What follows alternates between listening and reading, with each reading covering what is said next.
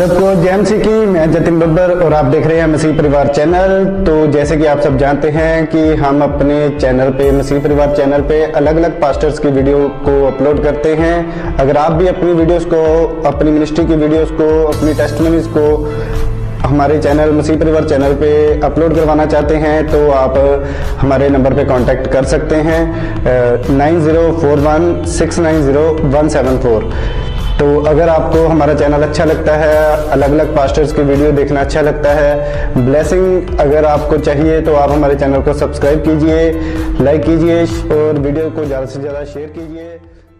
शिक्षा के जरिए इनकी जिंदगी में बड़े कार्य करें, इनकी लाइफ सेम न रहे। खुदावंद प्रभु यीशु मसीह के पवित्र और सामर्थी नाम में हम मांगते हैं, आमीन आमीन।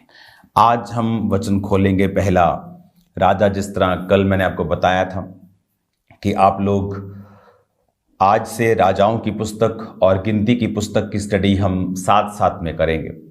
हमें याद रखना है, गिनती की पुस्तक में मूसा था, इजरायली लोग थे और परमेश्वर ने उनको क्या क्या बोला, किस किस तरह से व्यवस्थाएं मिली। और राजाओं की पुस्तक में हम देखते हैं शुरू में दाऊद की ज़िंदगी, सुलेमान की ज़िंदगी, उसके बाद दूसरे राजाओं की ज़िंदगी जो परमेश्वर से कभी पास गए, कभी प्रभु से दूर गए। उसके बाद हम एलिया की ज़िंदगी और अलीशा की ज़िंदगी, इन चीज़ों को अभी आने वाले कुछ हफ्तों में और दिनों में हम पढ़ेंगे।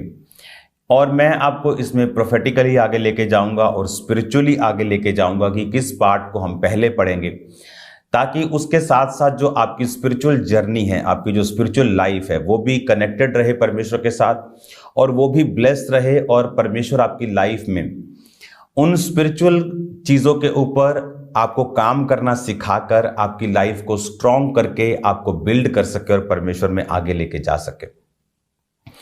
तो आज हम पढ़ेंगे पहला राजाओं, उसकी 18 बाब को हम पढ़ेंगे और उसके बाद उसकी 30 आयत को पढ़ेंगे। ये करमेल पर्वत के ऊपर एलिया था, जहां पर उसने बाल के सभी नबियों को मारा था। और बाल के 450 नबी और अशेरा के 400 नबी, तो इनको किस तरह से उसने नष्ट किया, इस 18 बाब में हम उसे पूरी रीति से पढ़ते हैं। लेकिन आज जिस विषय पर मैं आपको आगे लेके जाऊंगा वो आपके लिए बहुत जरूरी है। तो एलिया ने 30 आयत में लिखा, सब लोगों से कहा मेरे निकट आओ। तो सब लोग उसके निकट आए। तब उसने यहोवा की वेदी को जो गिराई गई थी मरम्मत की। बाइबल कहती है जो वेदी थी वो गिरी हुई थी। तो सबसे पहले उसने वेदी की मुरम्मत की। तब एलिया ने याकूब के पुत्रों की गिनती के अनुसार, जिसके पास यहोवा का वचन आया था, तेरा नाम इज़राइल होगा, 12 पत्थर छांटे और उन पत्थरों से यहोवा के नाम की वेदी बनाई और उसके चारों ओर गड्ढा खोदा और 2 सवा ताकि बीज उसमें समा सके। कितना बड़ा गड्ढा था वो। और लकड़ी को सजाया, बछड़े को टुकड़े टुकड़े कर कर लकड़ी पर रखा और 4 घड़े पानी भर के होम बलि पशु और लकड़ी पर उसने कहा उंडेल दो। अब यहां पर परमेश्वर का आत्मा जो हमें सिखा रहा है वो ये है कि परमेश्वर, उसने कहा था कि मैं ये सजा के रखूंगा और तुम भी अपने देवता से प्रार्थना करना, मैं अपने परमेश्वर से प्रार्थना करूंगा, जो आग उतार कर उत्तर देगा वही परमेश्वर। तो जब उसकी बारी आई तो बाइबल कहती है कि जब दूसरे नबी उसको नहीं कर सके, आग नहीं उतार सके, जब एलिया की बारी है तो पहले उसने टूटी हुई वेदी की मुरम्मत की। आप जानते हैं परमेश्वर की जो फायर है ये एक प्रूफ है कि आप परमेश्वर की आत्मा के साथ जुड़े हुए हैं। एक व्यक्ति बिना फायर के गिफ्ट्स को यूज कर सकता है, पर ये जो फायर है इसी का परमेश्वर ने जिक्र किया था कि ना तू ठंडा है ना गर्म। एक विश्वासी की जिंदगी में पवित्र आत्मा की अग्नि होनी चाहिए, क्योंकि यही जीसस क्राइस्ट के बारे में कहा गया था कि यूहन्ना ने कहा था मैं तुम्हें पानी से बैप्टाइज करता हूं, लेकिन मेरे बाद जो आने वाला उसकी जूती का बांध खोलने के मैं योग्य नहीं, वो तुम्हें पवित्र आत्मा और आग के साथ बपतिस्मा देगा। तो हमें ये बात को बड़े ध्यान से समझना है कि परमेश्वर ने कहा कि मैं तुम्हें पवित्र आत्मा के साथ और आग के साथ बैप्टाइज करूंगा। एक अग्नि है, अग्नि जो की प्रेजेंस जो है वो निशानी है कि पवित्र आत्मा आपकी जिंदगी में है। ये निशानी है कि आप परमेश्वर के साथ सही चल रहे हैं। लेकिन एलिया को यह बात मालूम थी कि वो अग्नि कभी भी परमेश्वर नहीं उतारेगा जब तक मेरी वेदी जो है वो टूटी हुई है। इसीलिए आपको 2024 की प्रोफेटिक नाइट में, 31 नाइट में आपको बोला गया था कि 2024 में जो लोग अपनी वेदियों को बनाकर रखेंगे परमेश्वर बड़ा काम करेगा।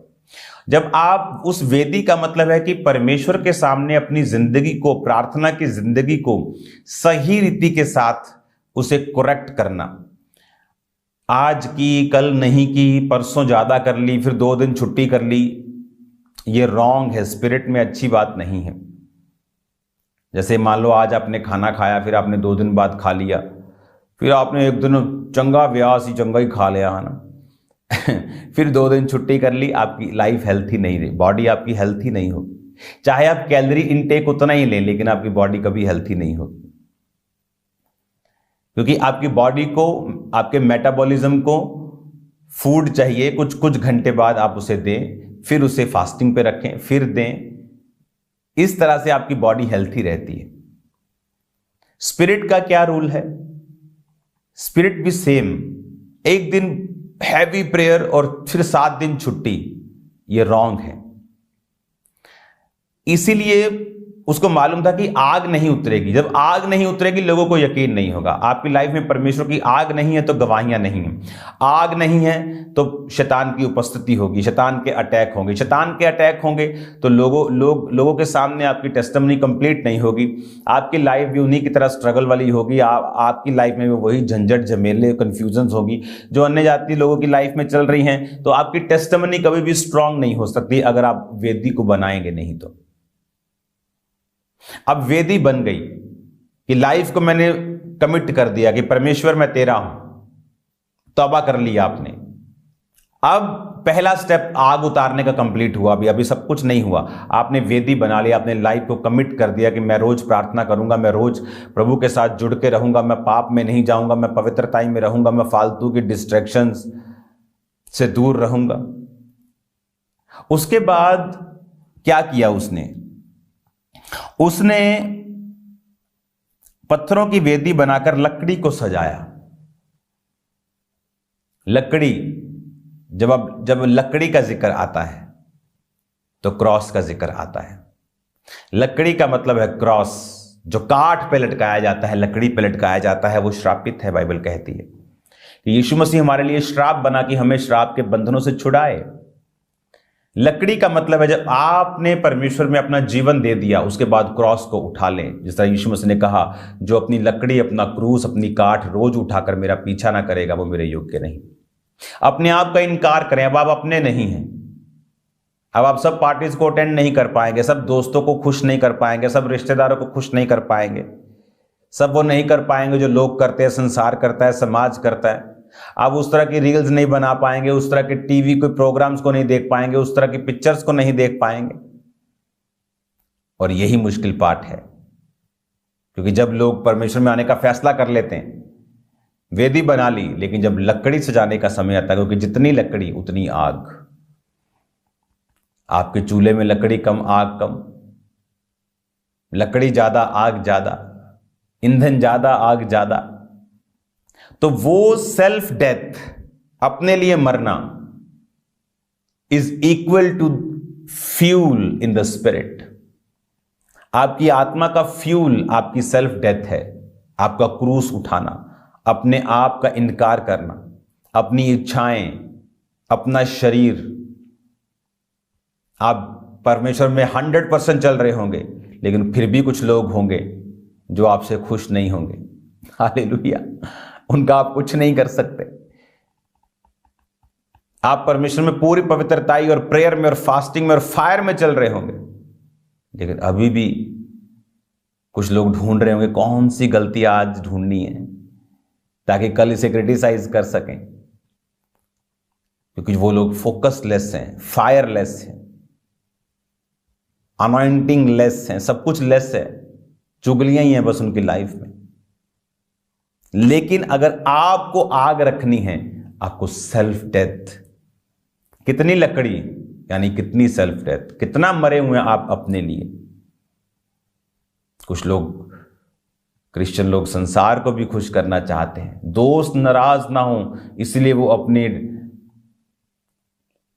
शादियों के ऊपर फुल डीजे चलाना चाहते हैं, संसारिक गानों के ऊपर, दुनिया में नाराजगी ना हो, वो शराब भी चलाना चाहते हैं। जितनी सेल्फ डेथ कम होगी, जितनी लकड़ी कम होगी, उतनी फायर कम होगी, और जितनी फायर कम है उतना पर्सनल लाइफ में स्ट्रगल ज्यादा है। सिर्फ पैसा आने से स्ट्रगल खत्म नहीं हो जाता। Family struggle, mental struggle, health struggle, mental health struggle, peace struggle, many type of struggles, लेकिन वो खत्म नहीं होंगे। तो वेदी लाइफ प्लस लकड़ी सेल्फ डेथ, और बछड़े को रखा सब्सटेंस। बछड़ा मतलब पैसा, मतलब ऑफरिंग। आज कौन लोग हैं जिनकी लाइफ में सूखा है, जो कमिट नहीं किया, तौबा नहीं की है, वेदी नहीं बनाई है कि मैं प्रभु में चलूंगा, डिसीजन नहीं लिया है। अगर लिया है तो फिर सेल्फ डेथ नहीं है, अपनी लकड़ी नहीं उठाई, क्रॉस नहीं उठाया, लकड़ी को नहीं डाला है। अगर सेल्फ डेथ कर दी है तो कंजूस हैं, बहुत कंजूस हैं। सोचते हैं कि किसी की गरीब की हेल्प करनी तो टाइद दे दिया। आप अपने टाइद से गरीब की हेल्प नहीं कर सकते, मैं आपको बता देता हूं। वचन कहता है परमेश्वर के भवन में वो लेके आना है, ताकि उससे जब काम होंगे, क्योंकि कभी कभी परमेश्वर के भवन में हर टाइम चैरिटी नहीं होती, किसी समय सुसमाचार का काम होता है, किसी समय हेल्प का काम होता है, किसी समय और काम होता है, किसी समय कई स्पिरिचुअल काम हैं। क्या प्रभु ने कहा बाइबल कॉलेज को बनाना है, हर साल 500 पास्टर्स रिलीज करने हैं, वो काम चल रहा है। चर्च बनाना है, वो काम चल रहा है। गरीब लोगों के रहने के लिए बनाओ, वो काम चल रहा है। उनके खाने के लिए बनाओ, वो काम चल रहा है। तो परमेश्वर जानता है उसके भवन में क्या हो रहा है, और इसलिए वो आपको ब्लेस करता है। अगर आज लोग डिसीजन नहीं लिया तब भी मरे, लेकर लकड़ी नहीं, सेल्फ डेथ नहीं है तब भी मरे, फ्यूल नहीं डाला, उसके बाद ऑफरिंग नहीं चढ़ाई तब भी मरे। तो बाइबल कहती है कि जब वेदी बनाई, लकड़ी सजाई, बछड़े को टुकड़े टुकड़े काट कर लकड़ी पर रखा, 4 घड़े पानी भर के होम बलि पशु और लकड़ी पर उंडेल दिया। पानी वचन को दर्शाता है, पानी बपतिस्मा को दर्शाता है, पानी परमेश्वर में डूब जाने को, परमेश्वर में पूरी उसकी शिक्षाओं के ऊपर चलने को दर्शाता है। जब पानी की बात आती है तो पूरी तरह से परमेश्वर में चलने की, डूब जाने की बात आती है कि हर तरह से इमर्ज होके, बैप्टिज्म का मतलब है इमर्ज होना, कि आप परमेश्वर में चलेंगे पूरी तरह से। फिर आपने अपनी लाइफ को कमिट कर दिया, आपने क्रूस को उठा लिया, आपने अपनी ऑफरिंग अपने पैसों से खुदाबंद की महिमा की। उसके बाद पानी का मतलब परमेश्वर की शिक्षाओं में पूरी रीति के साथ उसके वचन पे चलना और उसमें डूब जाना। क्या कहता है वचन कि उसने कहा होम बलि और लकड़ी पे उंडेल दो, दूसरी बार ऐसा करो, तीसरी बार करो। लिखा जल वेदी के चारों ओर बह गया, यानी सब कुछ, पानी ऊपर आ गया, पानी के नीचे चला गया, वो इतना पानी पानी वहां पे हो गया। जबकि आग उतारने के लिए तो उसको चाहिए था कि उसको सूखा सूखा रखो, कहीं से चिंगारी आ जाए, लेकिन उसने गीला कर दिया सारा कुछ। और फिर उसने जब प्रार्थना की तो परमेश्वर ने आग उतारी और सब कुछ, पानी, लकड़ी, बछड़ा, सब वेदी, सब भस्म कर दिया। परमेश्वर ने आग उतार कर परमेश्वर ने उत्तर दिया। आग उतरना जरूरी है। आग आपके एनिमीज से आपको सुरक्षित रखती है। आग आपके दुश्मनों को शर्मिंदा रखती है। आग आपको सुरक्षित रखती है। आग आपको जीवित रखती है, आपको गर्म रखती है। आपकी बॉडी में से अगर आग को खत्म कर दिया जाए, आप मर जाएंगे। मुर्दे पे हाथ लगाते कहते जी ठंडा है, क्योंकि अग्नि नहीं है, फायर नहीं है, वो ठंडा हो चुका है। स्पिरिचुअली अगर आप अग्नि में हैं, आप जीवित हैं, गर्म हैं, जीवित हैं, ठंडे हैं, आप मर चुके हैं। तो इस राजाओं की शिक्षा में पहला काम जो आपको करना है, अपनी वेदियों को स्थापित कीजिए, प्रार्थना को स्थापित कीजिए, तौबा प्रार्थना, अपने आप को सेल्फ डेथ में लेके चलिए, अपने आप का इनकार कीजिए। जो मेरे पीछे आएगा वो अपने माता पिता भाई बहन सबसे मुझसे अधिक प्यार करे तो वो मेरे काबिल नहीं है। प्रभु को पहला स्थान दें, परमेश्वर के पीछे चलें, अपने पैसों को परमेश्वर के लिए रखें ना, अपने बीजों को दें। जितना बीज आप चढ़ाएंगे उतना आत्मा में भी आप बढ़ेंगे। आप देखेंगे उस बीज, हमने देखा है जब हम बीजों को सेक्रीफाई, अगर मैं आपसे बात कर रहा हूं तो उसके जस्ट इस प्रोग्राम के बाद मेरा बोने का समय है। इस जस्ट प्रोग्राम के बाद आई थिंक टाइम हो चुका है। अब मैं जाऊंगा और अपना काम करूंगा। और ये पॉसिबल कैसे है? जब आप इस बात को समझकर परमेश्वर में चलेंगे, आप इस बात को समझेंगे, आप इस बात को अपने स्पिरिट में लेंगे कि मुझे वेदी को बनाना है, मुझे लकड़ी क्रॉस पर उठाकर चलना है, मुझे अपने पैसों, अपनी गिफ्ट, अपने टैलेंट्स को भी परमेश्वर में उसको बोना है, देना है। परमेश्वर के वचन, उसके पानी से पूरी तरह से उस शिक्षा में डूब जाना है। आग उतरेगी। ऐसी 4 चीजें जिसने की हो और आग ना उतरी हो, ये पॉसिबल नहीं है। इसको मैं कंटिन्यू जारी रखूंगा ताकि आपको समझ आए, क्योंकि इसमें अभी एक भेद और है, लेकिन उसे टाइम लगेगा देने में। तो आज वो समय नहीं है।